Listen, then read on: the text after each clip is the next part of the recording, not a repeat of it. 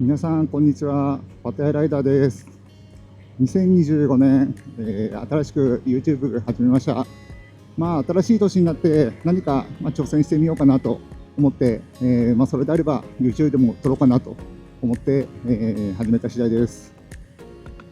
で、今後はですね、毎週1回もしくは2回ぐらい動画をアップできればいいなと思ってますので、楽しみにしておいてください。で、私は、現在パタヤというところに住んでまして、で、週末は、バイクでカフェやお寺を巡ったり、あとはコーヒーのセットを持って、コーヒーツーニングしたり、しています。そういった、動画をですね、撮ってお届けできればなと思ってます。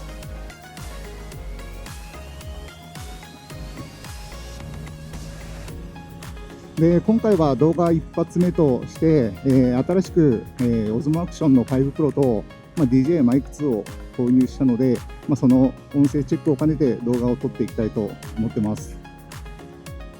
で、今回 ACTION5PRO を、買った理由としては、やはりですね、音声と背景音を取りたかったというところが大きくあります。GoPro だと、配線関係、やっぱりどうしても邪魔になるので、そういった環境を、無線でマイク2と組み合わせることで、無線でできる、ACTION5PRO を選んだということになります。今後はこのセットで動画を撮っていきたいと思ってます。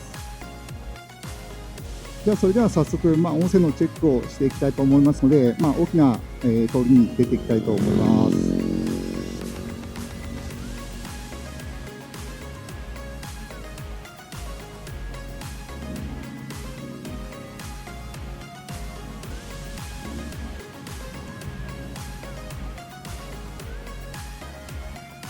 で、現在はパタヤビーチを今走ってます。朝のこの今、8時半ぐらいなんですけども、朝のこの雰囲気が非常に大好きです。